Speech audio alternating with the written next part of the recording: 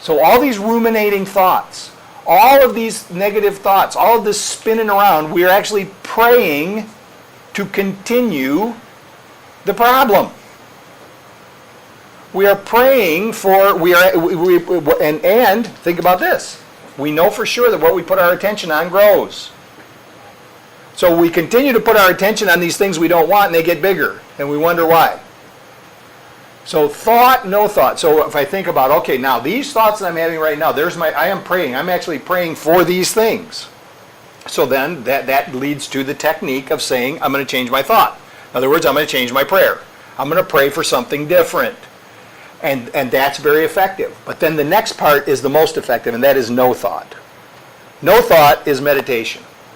True meditation is no thought. You go, oh, God. That's not what we did at the beginning. What we did at the beginning, we call it a meditation. It's not a meditation. It's like a guided prayer. A meditation is really no thought. The unending stream of thoughts ends. It takes discipline. It takes practice. It takes patience with ourselves. But this is really what will be the most effective thing in solving not just these self-absorbed ruminations, but self-centeredness in general, is to be able to get to the place where thoughts end. That quiet place where there is no thought and there is only a sense of connection. A sense of being connected to life and a desire for good to come to all life. And that's all that's there. It's this overwhelming sense of well-being where there's no thought attached. Now, it's okay if from time to time in your meditation a random thought comes in. Just let it go. This is the whole thing what we're talking about here. The whole thing we're talking about is these unpleasant things. Any thought we don't want, the ability to let it go. There's techniques that we can use. But just to gently let this thing go, don't hold it against yourself. You could think, I've been practicing this for 30 years and I still got these stupid thoughts running in and out. It's okay. Just because that it can't help, right? But so you'll know it, it'll happen in a way, it is not a conscious thing. It's not something that we can just consciously say, okay, I'm going to shut my thoughts off. It actually it's triggered beneath the surface in a way that we really can't. We can get good enough so that we can put ourselves in the quiet pretty quickly, but we can't just all of a sudden just shut our thoughts. Well, I don't know. I'm just telling you my experiences. I can't do that yet. Maybe I will. Maybe somewhere along the line.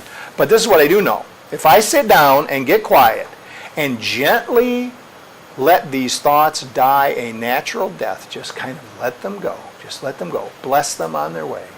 There will come a time, a space, when all of a sudden there's no thought. It'll be it is a timeless experience. And when I say timeless, I mean we have no concept of time moving in any direction. Timeless. And then when all of a sudden, when we come out of it, we realize that it's been some time that we've been in it. And everybody can do it. We all can do it. It just takes discipline. It just takes, and unfortunately, and this has been my experience too, if you stop practicing, kind of lose the ability to do it. It comes back quicker, but the ability to do it can be lost. And so I find with myself that when the times when I'm feeling more frantic, when I'm upset about stuff more than normal, if I go back and look at what I did for my meditation, I can see that I've been not spending as much time in the quiet as I was. I've never had it fail that when I'm in a crisis mode that continues for some period of time, that I can trace it back to not being quiet for some days, right?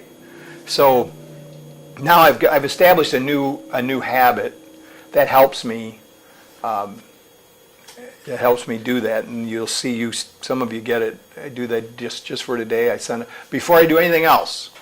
Now I've got a number of tasks. So first, when I wake up, I tell myself the 12 things. which we talk about all the time. I tell myself 12 things, and then I look and see what the lesson for today is, and I consider that, and I allow myself to get quiet. Sometimes I fall back asleep when I do that. It's okay. I don't get mad. It's all right. But I just don't let myself move and do anything until I get this done. I do the lesson and I send out the tweet.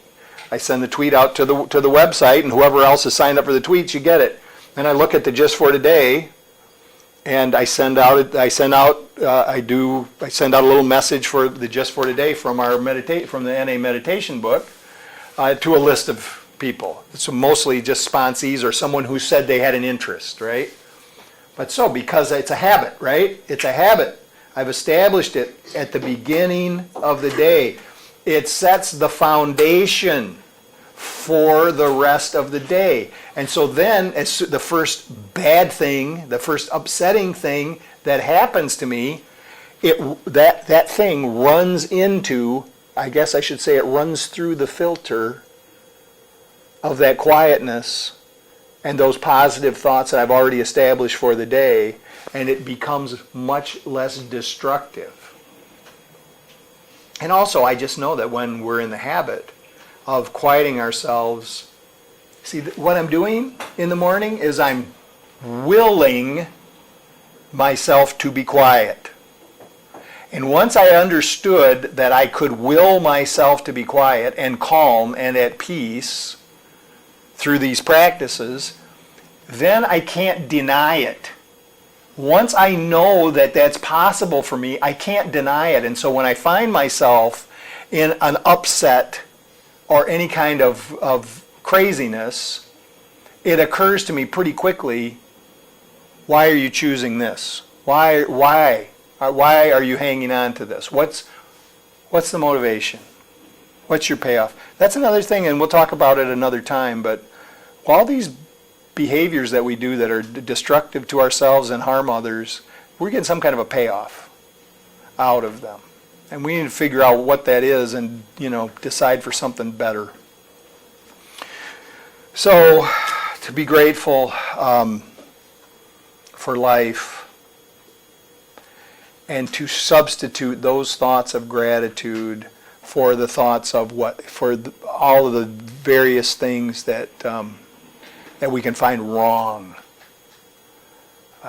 And this simple gratitude, this gratitude for life that overarches everything else. Because it's not a gratitude of comparison, and this is one of the things. It's not a gratitude. I'm comparing myself to others and finding myself in a better position than others. That's not. I can't be grateful for that. What I see then is that I'm happy that I'm not suffering as bad as somebody else. I want to be grateful for the fact that none of us need to suffer. That actually there's a solution. There's a solution for each and every one of us. I want to be grateful for that and be happy in it. That's enough.